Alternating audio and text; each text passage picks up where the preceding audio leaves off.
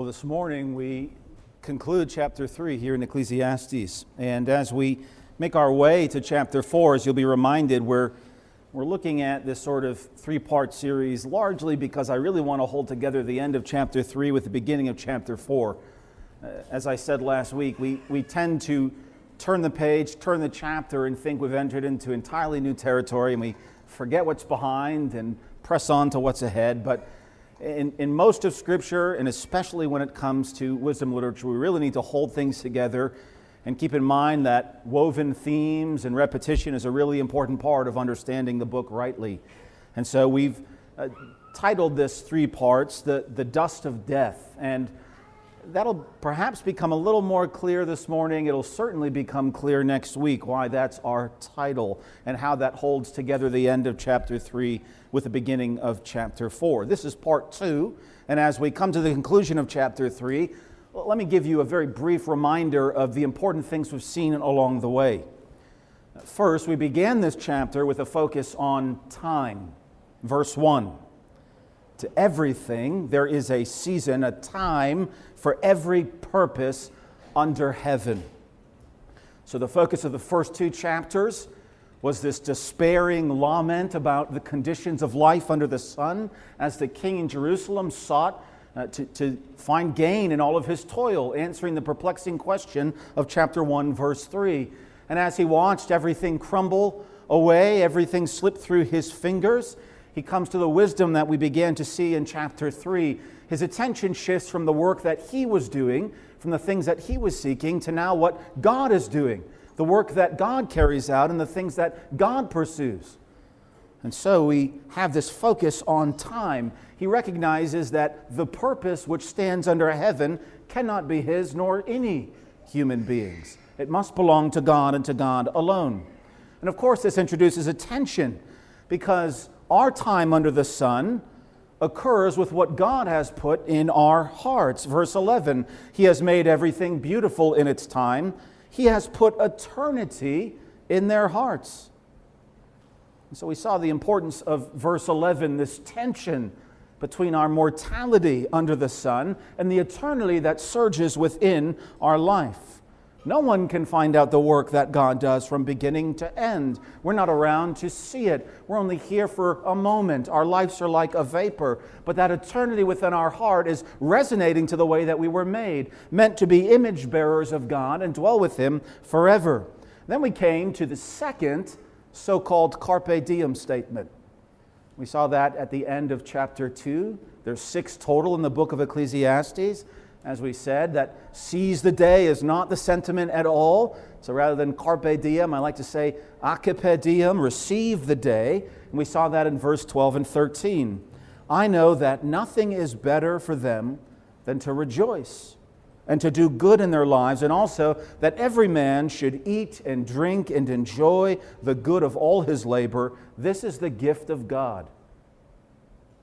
And then last week, as we turned our attention to a new theme that will carry through this book, this theme of injustice, this theme that will span the rest of chapter 3 into the beginning of chapter 4. We read verses 16 and 17. Moreover, I saw under the sun, in the place of judgment, wickedness was there. In the place of righteousness, iniquity was there. I said in my heart, God shall judge the righteous and the wicked, for there is a time there for every purpose and for every work. And so we return full circle at the end of verse 17 to verse 1. We've looked at time and the purpose of God and what stands at the end of time, indeed the end of history and the end of our vapor of life, God's judgment. God shall judge the righteous and the wicked. Now this morning we're beginning at verse 18. You'll notice that it begins with a repetition of, I said in my heart. Just as we see in verse 17, I said in my heart. And also this holds together chapters 1 and 2 and the theme of injustice. And as we'll see this morning, chapter 3 ends with a glimmer of another accipe diem statement, another nothing is better statement. And we want to understand why. Well, verse 18 and following. I said in my heart, concerning the condition of the sons of men, God tests them that they may see that they themselves are like animals. For what happens to the sons of men also happens to animals. One thing befalls them. As one dies, so dies the other. Surely they all have one breath. Man has no advantage over animals, for all is vanity. All go to one place. All are from the dust, and all return to dust. Who knows the spirit of the sons of men which goes upward, and the spirit of the animal which goes down to the earth? So I perceived, nothing is better than that a man should rejoice in his own works, for that is his heritage. For who can bring him to see what will happen after him? Let's just walk through these verses, and we'll draw out some conclusion toward the end. Verse 18, I said in my heart concerning the condition of the sons of men. Yeah, and that's been his focus from the very beginning of chapter 1. How can I make sense of human experience? How can I make sense of the gain that can be sought from all the toil with which I toil under the sun? Concerning this fallen, mortal, vapor-like condition, he says, God tests them. Now, you may have a different translation in front of you. This is a very difficult word to translate conceptually, this Hebrew word barar. Some translations have the idea of a purification. He purifies them. Or the idea is that perhaps God demonstrates to them or clearly shows them. And perhaps that's the safest idea, is God is revealing to them or making known to them. He's showing them the way that they are like animals. And so testing certainly can work. It might be an interpretation rather than a sort of baseline translation.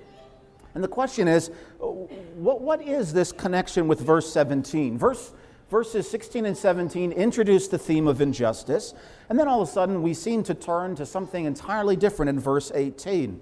It's the mortality of man who dies like the animal. What does it have to do with injustice that was introduced in verse 16 and will continue in chapter 4, the first few verses? Well, I think the idea is that the beastly behavior of mankind is largely what makes up injustice.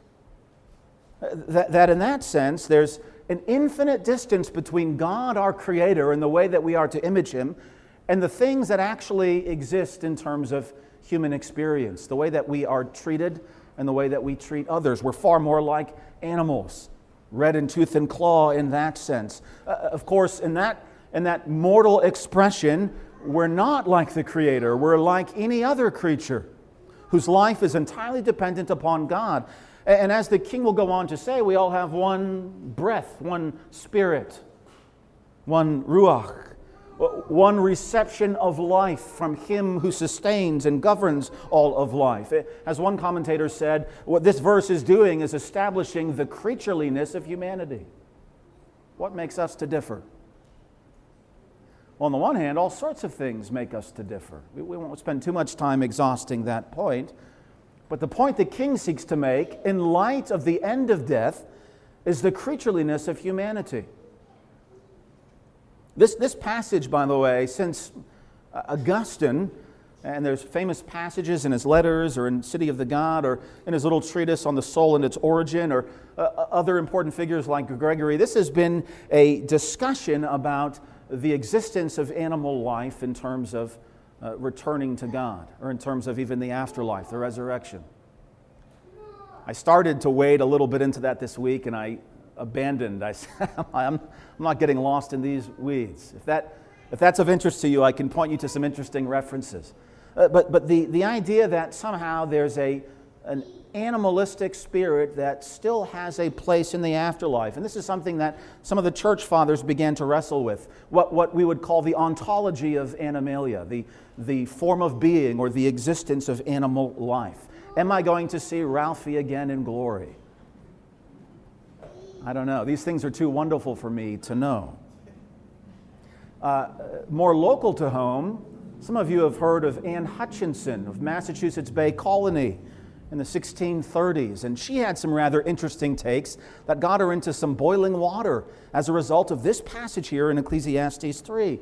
Her minister, the famed John Cotton, whose works have recently been reprinted. If anyone's wondering what kind of gifts they can send my way, it'd be the 5-volume set of John Cotton. And in fact, our Bolton Conference speaker, one of them, Stephen Ewell, who's the editor of that works, he'll have a session about John Cotton this year at the Bolton. Well, John Cotton was the pastor of the Congregational Church in Boston, and he was called in to examine Ann Hutchinson because she had these home Bible studies and was teaching things contrary to sound doctrine. And largely it had to do with understanding the mortality of the soul. She had this view that it was only at the new birth, only at regeneration, that man actually received a soul that was immortal, that was fit then for an everlasting life with God, that as such, only the regenerate were immortal, but all other human beings that were unregenerate were simply made mortal like the animals. And her proof text was here in Ecclesiastes 3. In fact, this is a loose sketch of the transcript between John Cotton and Ann Hutchinson. Mr. Cotton, your first opinion laid to your charge is that the souls of all men by nature are mortal and die like beasts, and that you allege this from Ecclesiastes 3, 18 through 21. Ann Hutchinson, I desire that place would be answered. The spirit that God gives returns to him. She's saying both man and beast alike somehow return to God. John Cotton says, the place that speaks of the spirit ascending upward is answered by Ecclesiastes 12, verse 7. And we're not there yet, but here's a place where at the end of Ecclesiastes he says, when man returns to dust, his soul ascends upward. His soul returns to God. So though there is corruption and decay in the ground, the soul is actually able to inhabit life with God. Man's spirit, Cotton says, doth not return to dust as man's body, but rather to God. The soul of man is immortal. Ann Hutchinson. Every man consists of soul and body, so then the spirit that God gives man returns to God indeed, but the soul dies. And that is the spirit which Ecclesiastes speaks of, not the soul. And so they continued and they went back and forth, scripture for scripture, and towards the end, Ann Hutchinson made this fatal mistake of claiming that she received her understanding by special revelation, and that was enough for the ministers in Boston to say, it's time to get out. In fact, they said, in the name of Christ Jesus and of this church, as a leper, withdraw yourself from the congregation. Don't you miss those days? So this verse has a lot of interesting history and interpretation. How are we to make sense of the spirit of animals? How are we to make sense of the soul of man? How are we to understand the way that man is nothing like the beast in terms of God's creation and human destiny? But here in Ecclesiastes 3, man is no different than the beast. A number of interesting twists here. Well, let's play out, looking at the next verses, how we can make some sense of these questions. Verses 19 and 20. What happens to the sons of men also happens to animals. If you remember that ambiguous way of saying the event that happens to them all from chapter 1, what happens to the sons of men? He's not talking about some general experience. He's talking about death, the thing that happens under the sun, the one thing that's inescapable. What happens to the sons of man also happens to animals. One thing befalls them. And what is that one thing? He tells us, as one dies, so dies the other. Surely they all have one breath, and in this way, man has no advantage over animals, for all is vanity. Now there's some wordplay going on here. Man has no gain over the animal. All is vanity. All is hevel, right? And notice what he says ahead of that. They all have one breath, one ruach. So there's a lot of wordplay going on. We have two different breaths, as it were. One life-giving, one vain and corrupting. There's no gain, which is the thing the king has been seeking. All go to one place. So notice, as one dies, so dies the other. They all have one breath. They all go to one place. He's spelling out the way that death makes us no different than the animals under the sun. Now remember the king in chapters 1 and 2. The king who did everything that his heart desired. If I wanted to do something, I did it. If I wanted to build something, I built it. If I wanted to expand my territory, I did it. If I wanted to have a harem full of wives or coffers full of treasure, I had more than anyone before me. Nothing was withheld from me. He was living like a demigod on the earth. What's the conclusion of the wise king here in chapter 3 as he's considered the work of God? And he's looked at all of these things he's built and saw it slip away through his fingers. He recognizes, what makes me to differ from the beast? If the conclusion of chapter 2 was the wise man dies like the fool, so what point was there in being wise? Here in chapter 3 is like the man dies like the beast. He's showing that again, the prospect of death flattens out all distinctions under the sun. Everything decays. Everything is corruptible. This is life under the sun. This is life in the fallen condition, the present form of the world, passing away, as all mortal life must pass away, as human beings must return to the dust from which they came. And that's verse 20. All go to one place, all are from the dust, and all return to dust. What have we said from the beginning? Ecclesiastes is a running commentary on Genesis, on the creation account. If you're readers of Genesis, verse 20 ought to ring some bells. From dust to dust. This idea of returning to the place of dust, returning to death, returning to the grave, returning to one place is going to be repeated in Ecclesiastes chapter 6. Even if other men may live 1,000 years twice over and enjoy good things, do they not all go to one place? And that place being the grave, being Sheol.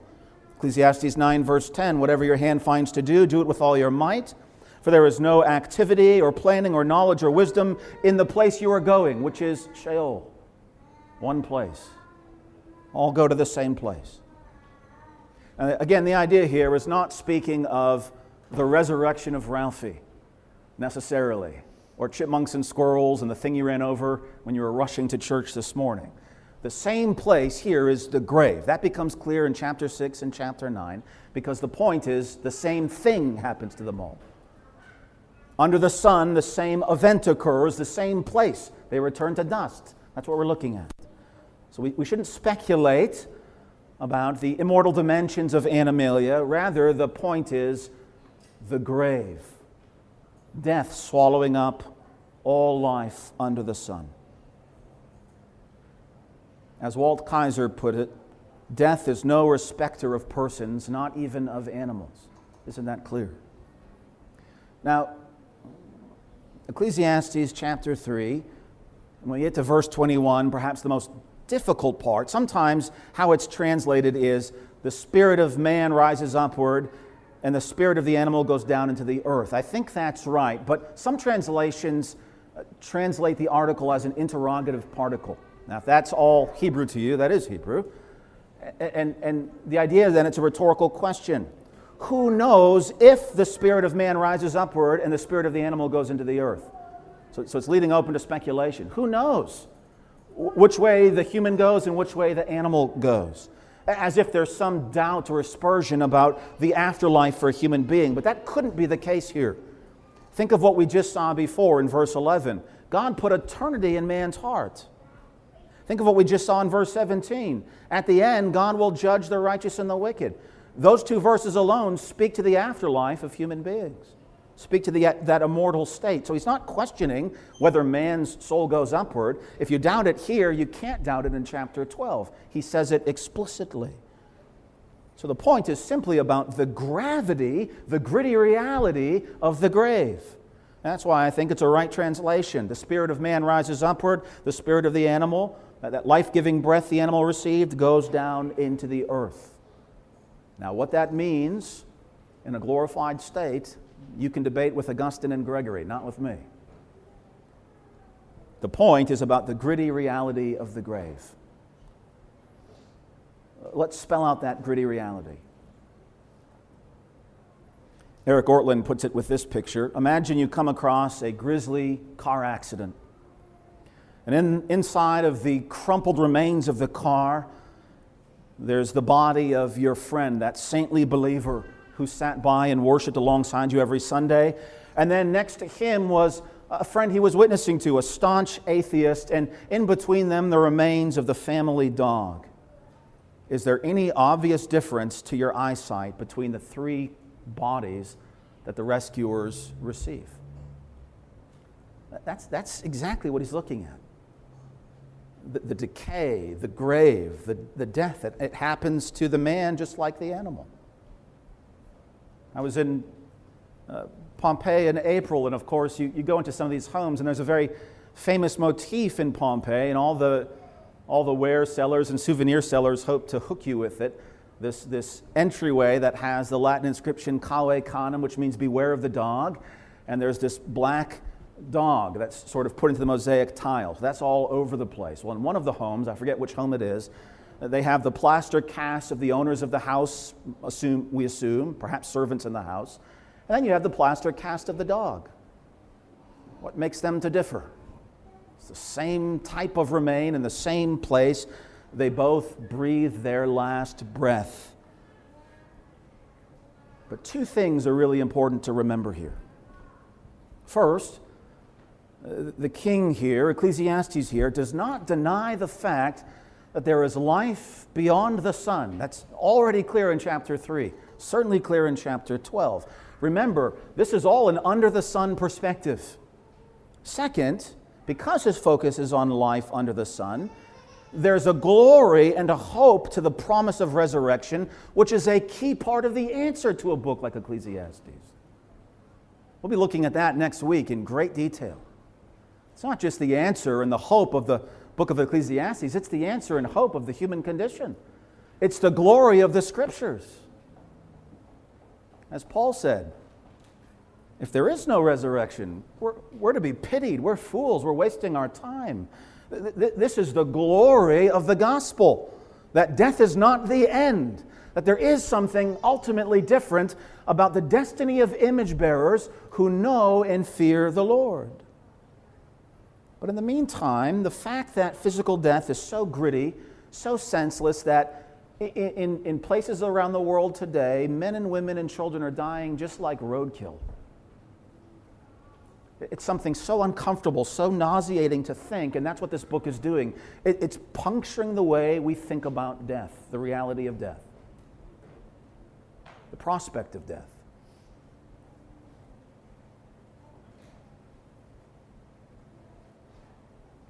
Ecclesiastes 12:7 says, "The dust will return to the earth as it was.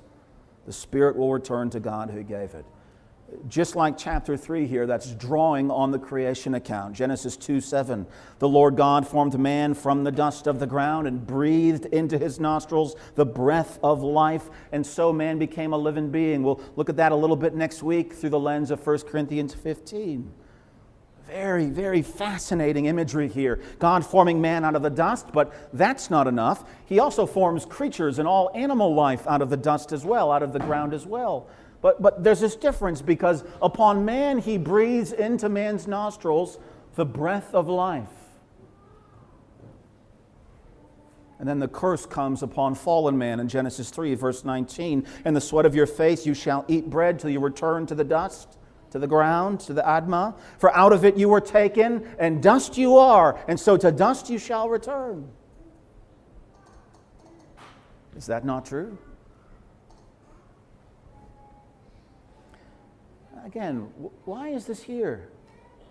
One of the things that I noticed this week is where this creation theology and prospect of death and judgment occur, it's usually in a context of injustice, of dealing with injustice, of either waiting for or longing for the judgment of God or reeling from it. But justice is waiting in the wings. The theme of injustice surrounds this language of dust. So think of the wise words of Elihu in Job 34, and look at the context of justice. "He repays man according to his work, and makes man to find a reward according to his way. Surely God will never do wickedly, nor will the Almighty pervert justice. Who gave him charge over the earth? Who appointed him over the whole world? If he should set his heart on it, if he should gather to himself his spirit and his breath, all flesh would perish together, and man would return to dust."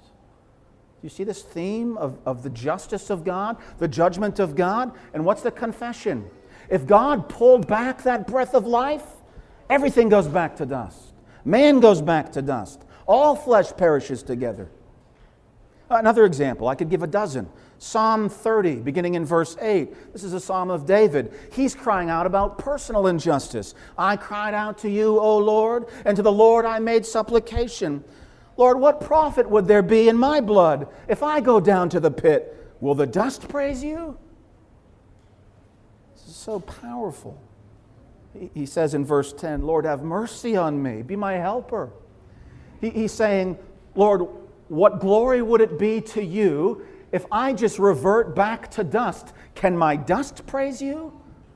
In other words, if you don't save me, if you don't help me, I'm going to go back to this condition of a dusty death. The sons of Korah in Psalm 44. Again, please notice this theme of injustice. Why do you hide your face and forget our affliction and our oppression? And what's the impact of oppression? What's the experience of injustice? This is how the Scriptures relay it. Suffering trials because of the fall. Suffering injustice because of life under the sun. Why do you hide your face? In other words, when will your judgment come? When will you vindicate? How long, O Lord? Why do you hide your face and forget our affliction and our oppression? Our soul is bowed down to the dust. Our body is clinging to the ground. In other words, we're hair's breadth away from returning to dust unless you move, unless you save. Arise for our help. Redeem us for your mercy's sake. So you're bowed down to the dust, and the cry is, Lord, arise. And in arising, lift me up out of the miry clay. Lift me up out of the dust. And then the way that the Christian is comforted, as we'll see at the beginning of chapter 4, largely surrounds this theme as well. Psalm 103:14. He himself knows our frame. He's mindful that we are but dust. He knows that we're dust. He made us from dust. And because of God's curse and judgment on sin, to dust we must return. In that perspective, what makes us to differ from the beast? We all go to the same place. We die alike. The one breath, that breath of life we've received, is removed. Fallen human beings and animals in this sense have a common end, and as we've said, that common end is the grave. But for the human being, the grave is not the final resting place. Human beings alone being made as image bearers in the image of God. C.S. Lewis has this tremendous quote from his sermon, The Weight of Glory, where he says, entering into heaven is the means by which we become fully human in ways we never could otherwise.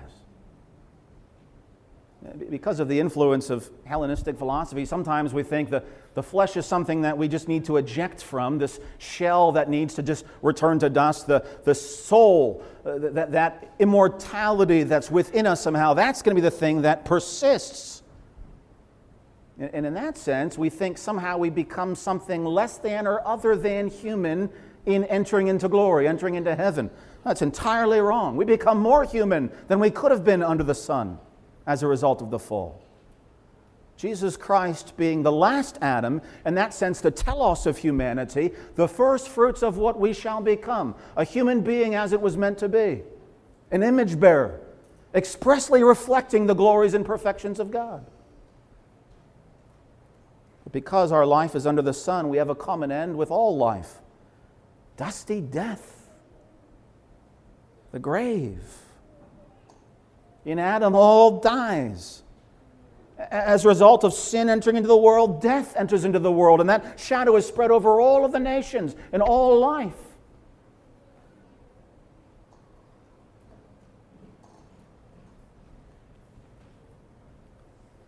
Who knows the spirit of the sons of men which goes upward, and the spirit of the animal which goes down to the earth? Sometimes this gets pressed too hard as if it was a rhetorical question. Who knows? And they supply if. Who knows if the spirit of the sons of men goes upward or the spirit of the animal goes into the earth? Who knows? That's I think, an entirely wrong way of understanding verse 21. Look at the way these questions are formed. I'll read it with verse 22.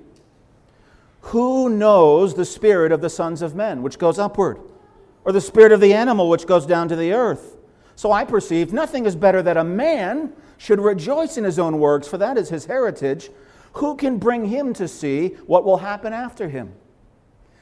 I hope you can see the structure in these verses. The first thing is the spirit of the sons of men, that in the same way is dependent upon the life that has been received from God, just like the animal, and the common dusty end of both under the sun.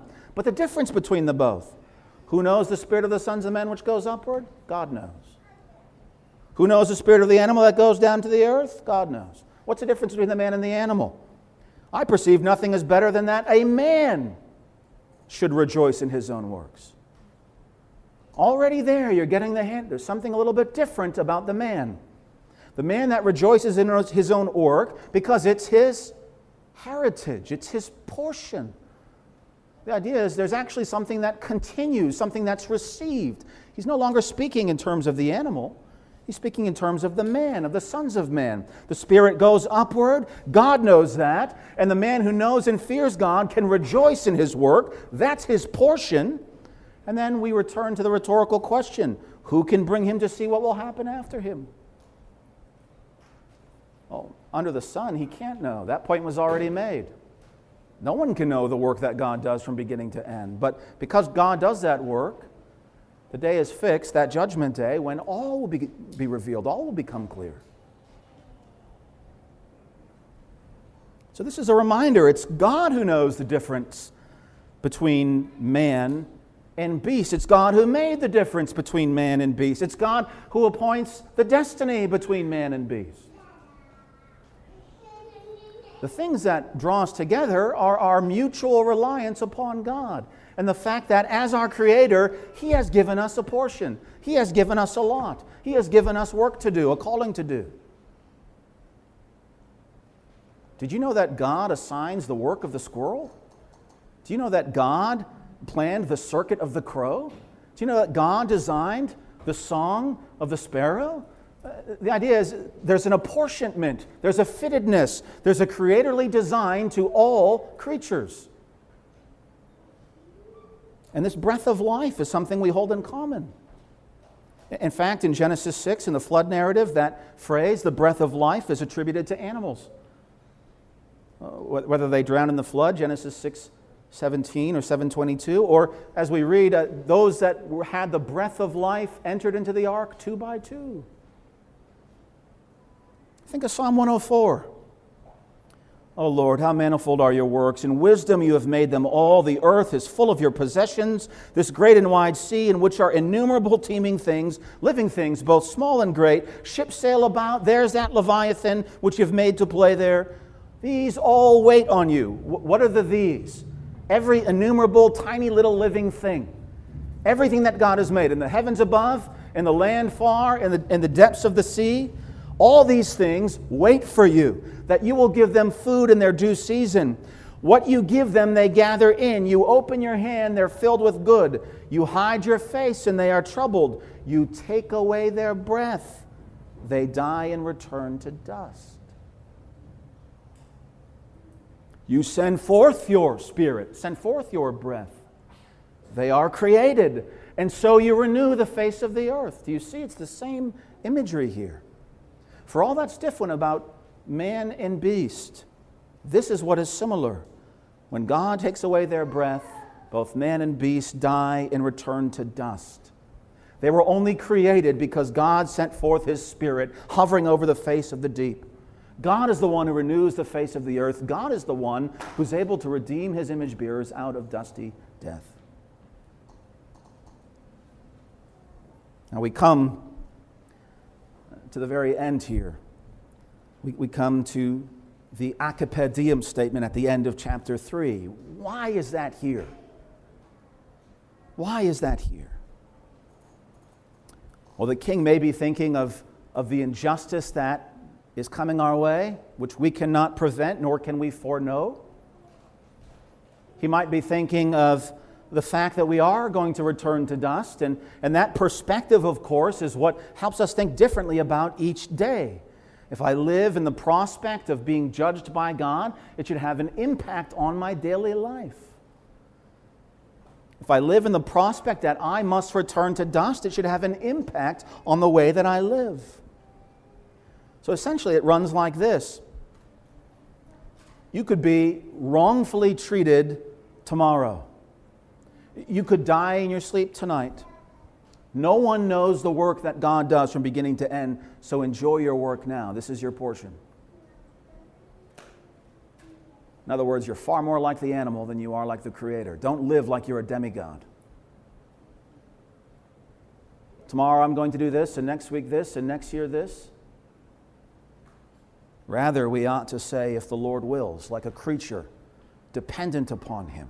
If He opens His hand, if He enables me in both body and soul, and according to His providence, I will be able to do these things. But I'm entirely dependent upon Him. No one knows the work that He's doing. That's my portion, simply what He gives to me. Like He gives to any animal, its portion, its lot in life. We're returning in some ways to a theme that's been held out, this mystery of life, the things that we can't know about life.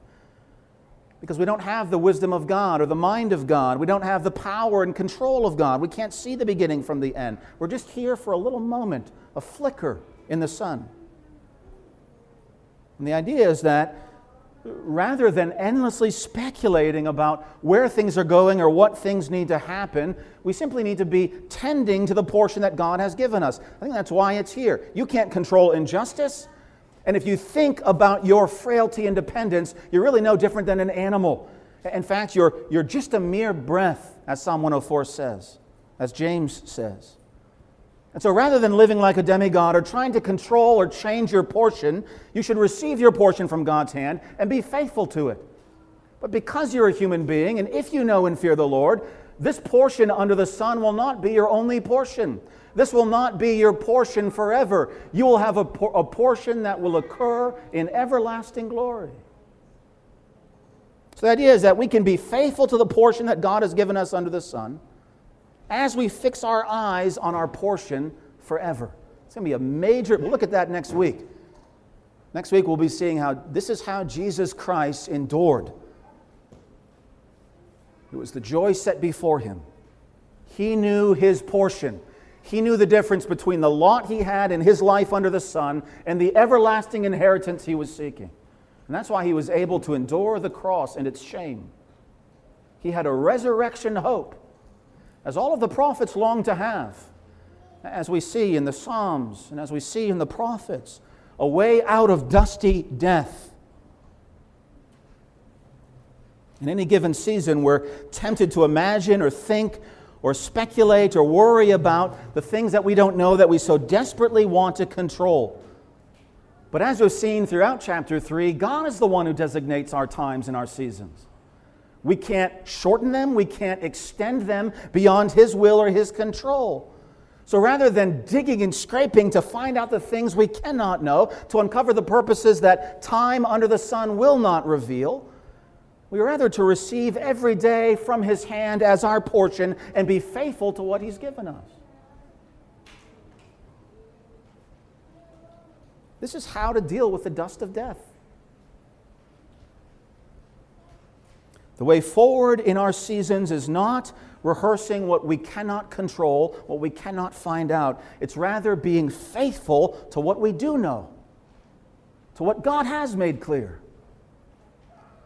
What has He shown you, O man? That's what we're responsible for. We're not responsible to control or uncover or make sense of the things that we cannot. The dust of death accumulates over all of that. I use this phrase very, very broadly. I love it. The idea of returning to dust is this condition of death. You walk around the ruins from Mount Vesuvius and everything is dusty death. All that volcanic soil just begins to crumble and you just have gray dust clouding up everywhere. It's just this picture of absolute dusty death. If you have a home that perhaps is not well kept, you'll know about the dust. Thick half-inch layers of dust across the shell. Sometimes the only people that notice dust are the guests you have over your house. No one's ever looking up at the corners to notice the cobwebs until you have a guest over and they're like, yikes. When did you paint your ceiling gray? No, he never did. It's the dust. It accumulates over time. It begins to layer over and cover over everything. That phrase, the dust of death, it's something that's gradual. It's a testament to time, but more than that, it's a testament to how activity ceases and presence is lost, and all that's left in its place is dust. The presence, the activity, the signs of life, the things that would keep things moving and wind swirling, all of that gives way to dust. And in this sense, man, like the animal, whether it's through injustice or just life under the sun, as life under the sun, we all return to this dust. And it begs the question, what is our portion? What is our portion? Remember verse 11. Eternity is in the heart. My portion cannot be any season under the sun. My portion must not be any of the things that God appoints in His providence under the sun. I have eternity in my heart. My portion must be forever. I need to actually have the portion I was created for. Nothing else will satisfy. And so all these earthly appointments, all these earthly portions ought to draw my heart successively and consistently to that greater portion yet to come. If you have an ear for this, you will find it throughout the Scriptures in this way. There's an immediate portion, an immediate lot, an immediate heritage, and then there's the heritage my heart is actually seeking. This can be a beacon, a signal toward that larger portion. You think of Asaph in Psalm 73. He's looking for some sense of justice, isn't he? My foot almost slipped because I see it as unjust. Why do those who love you suffer? And why do those who spurn your ways and break your commandments seem to prosper? I can't make sense of it. So my faith is faltering. I'm losing any sense of the point of it all. Why walk in this way? Why walk the straight and narrow? Why fear you and keep your commandments if there's just injustice like this under the sun? And he says, my heart was grieved. I was vexed in my mind. I was so foolish and ignorant. I was like a beast before you. But now he comes to recognize the providence and purpose of God. He says, nevertheless, I'm continually with you. You hold me by my right hand. You'll guide me afterward with your counsel. And afterward, you'll receive me to glory. Where's his hope?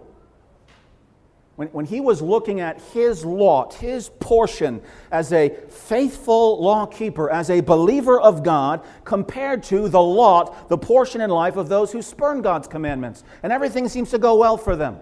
His foot almost slipped.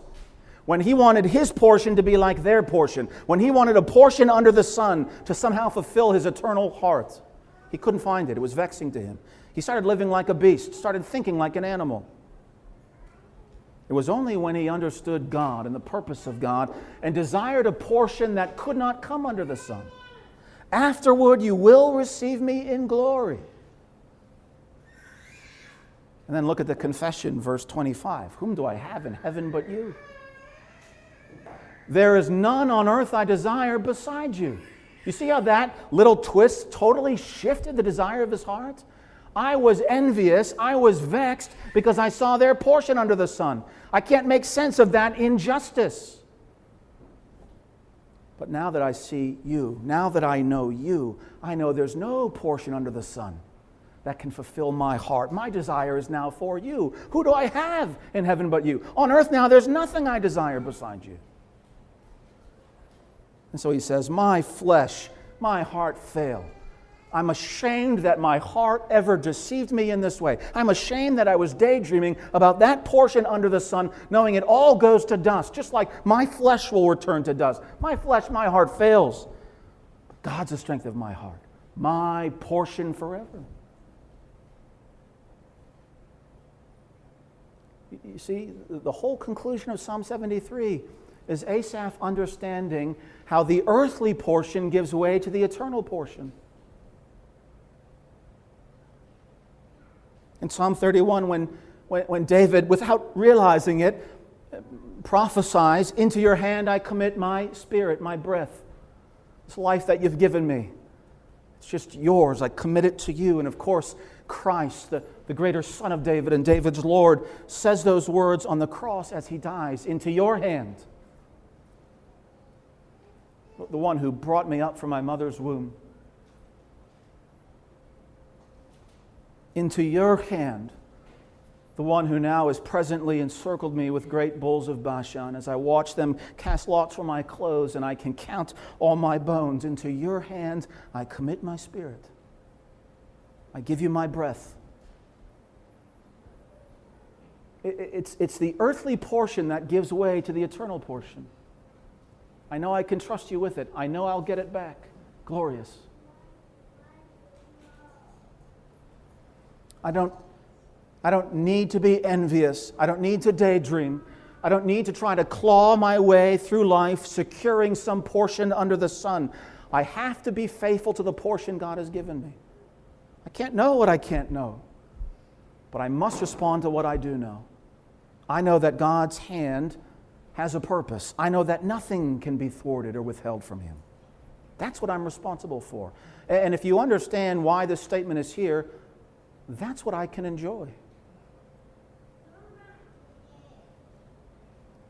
So maybe the big question I want to ask is, what is your portion? What is your portion? Are you like Asaph in Psalm 73, but only the first half of the psalm? Or have you come to the conclusion, and are you living in light of the second half of that psalm? In other words, has your earthly portion brought you to live for the eternal portion?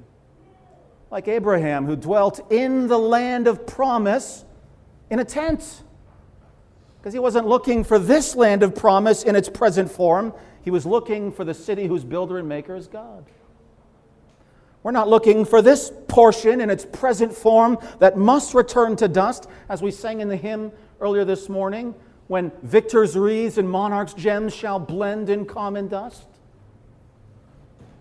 We're looking for the eternal portion, the eternal inheritance. That's the portion that will fulfill the eternity in my heart, and nothing less. A couple thoughts about that portion, just to help you understand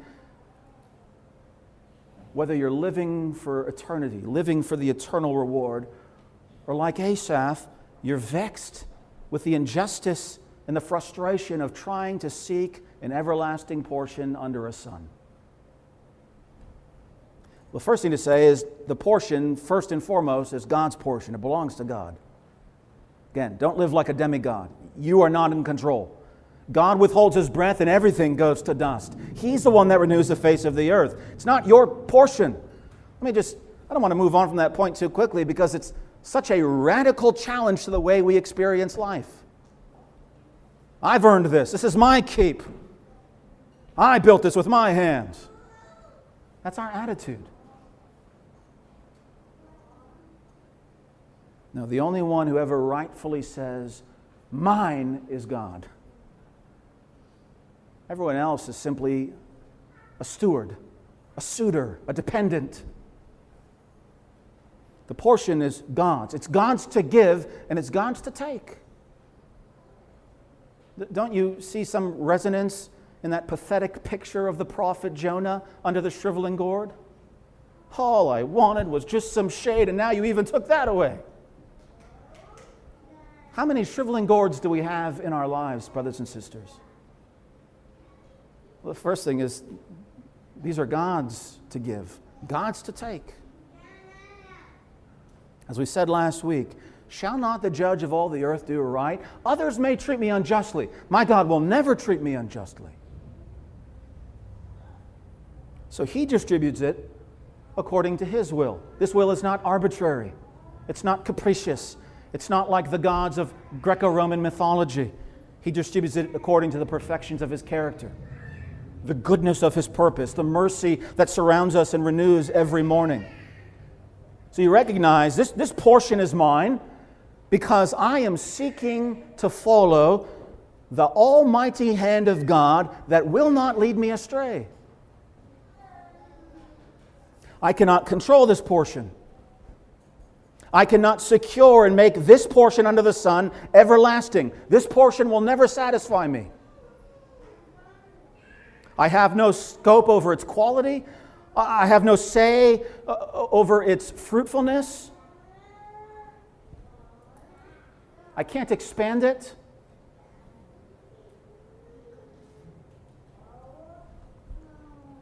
Some of you homeschooling moms, you think in portions, don't you?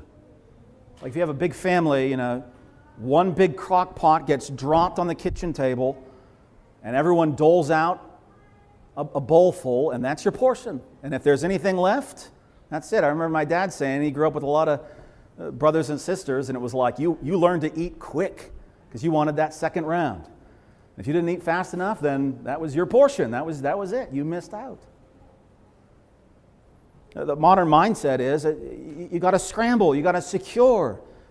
Do you see what's happening here at the end of chapter 3? You can enjoy. So here's a little litmus test for you. Here's a little way of indicating whether these earthly portions are giving way to the eternal portion, the eternal reward. Are you enjoying what God gives?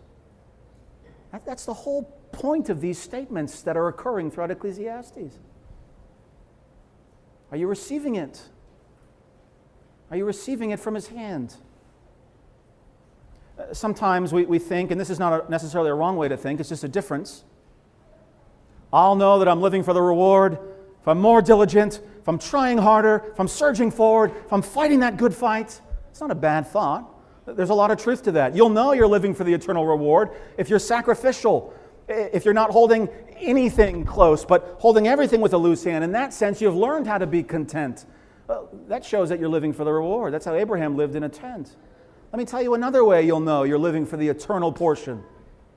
You're enjoying every day, every season. You see gifts that surround you from God's hand. You don't shake a fist at a shriveling gourd because your eye is too keen on noticing and being thankful for all the gourds that haven't shriveled. Thank you, I still have this. Thank you, I still have my health. And if not my health, my mind. And if not my mind, breath that I can at least groan out prayers to you. Thank you for any gourd that hasn't shriveled. It'll all be dust once you take your breath away. You see, this is the beginning of where we're going in Ecclesiastes, this idea of casting bread on many waters.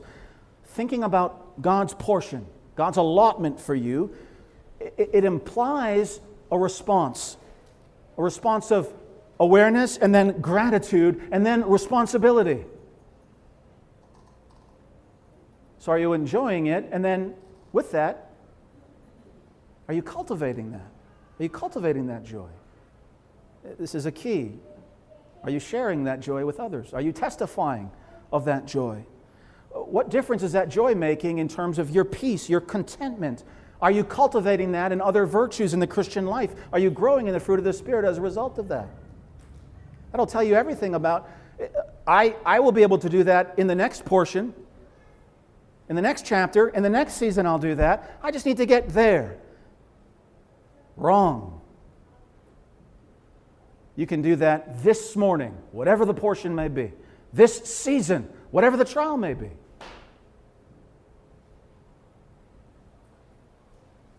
Are you aware of it? Are you grateful for it? Are you cultivating that gratitude? This joy is directional. It has to go somewhere. It has to return to God in worship and to man in service.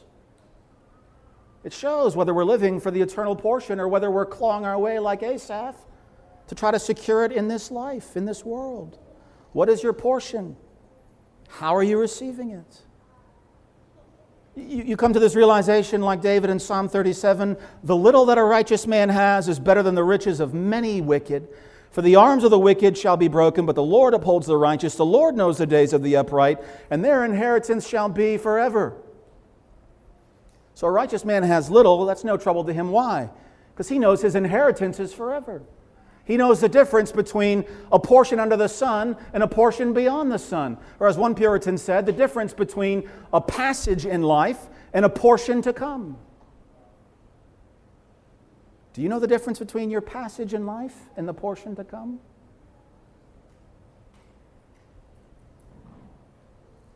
If you've read Jeremiah Burroughs' Rare Jewel of Christian Contentment, which I've referenced over the years, and he has this tremendous little section where he's talking about the mystery of godliness. And he says it's not just a mystery in doctrine, it's a mystery in practice. Because here's the thing about a godly man. A godly man will be content over a scrap of bread and a cup of water. He can rejoice over that. That's what Psalm 37 is saying. And yet give him the entire world, his wildest dreams 10 times over, and he'll be the most discontent man on the earth. Such is the mystery of godliness. A righteous man will be content with ramen noodles and Diet Pepsi. Ugh. But give him his wildest aspirations 10 times over, and you will have the most discontent man on the earth. That is something that only the Spirit of God can do. I can rejoice and be thankful for my portion, Lord, but if this is my only portion, if this is all there is, woe is me. Woe is me.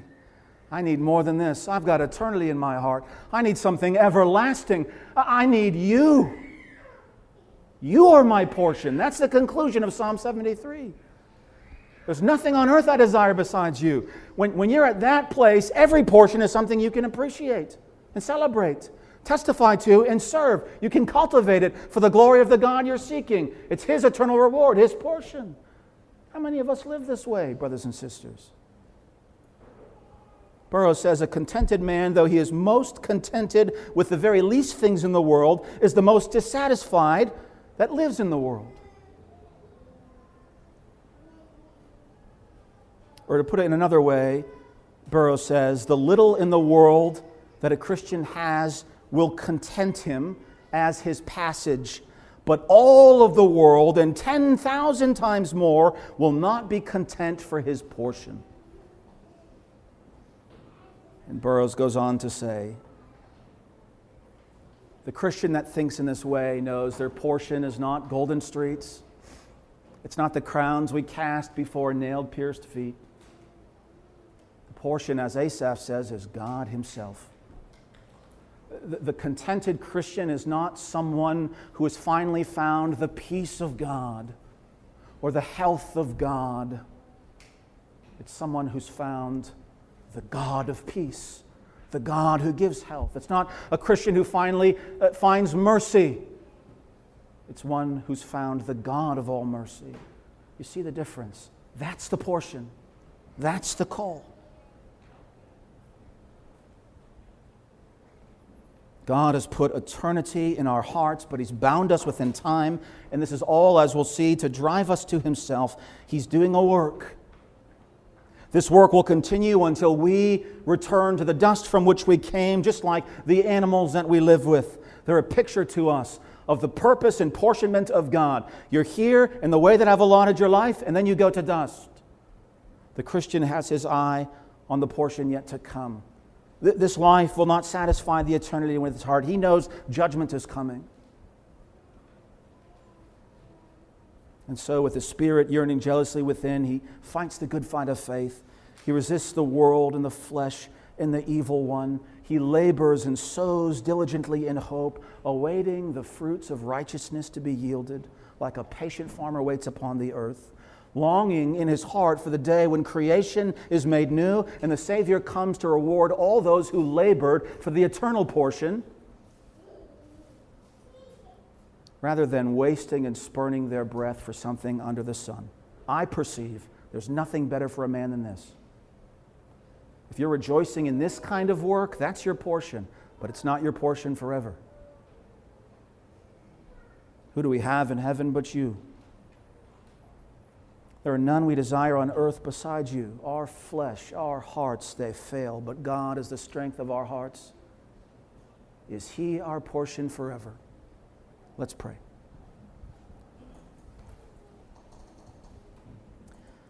Father, we thank you for your word. Lord, have your way with us. Reveal the things in our hearts that cause our affections to go astray, that make passing seasons and portions under the sun seem so alluring, and so desperately and anxiously we try to secure them and see them as a firm foundation for hope. Lord, peel these things away. Let our faith in the glory yet to be revealed be the anchor of our souls, our hope of what is yet to come. Help us navigate this passage of our life, Lord. Forgive me for often trying to make lesser things my portion. For as Lewis says, playing in the mud puddle when you've called me to Dover Beach. For looking for the things that are hevel, vanity, rather than the things that have the weight of glory. Help us, Lord, to have the faith of our father Abraham. Let us have our hearts and our eyes intent on you, that in the day you finally withdraw your breath and we return to dust, Lord, nothing will have been lost but the pains and failures and sins of life under the sun, and will be redeemed. Indeed, be like him who is the first fruits of our glory, and seeing him being made like him. Father, this is all our desire. Break and cast down every idolatrous desire otherwise in our lives. I pray you'd help young men and young women to bear the burden in their youth. Give them this eternal desire, Lord. It does not come by the flesh. It doesn't come by catechizing or homeschooling or even by just showing up at a place on a Sunday morning. It comes by your Spirit. Lord, open their eyes, we pray. In your Son's name, amen.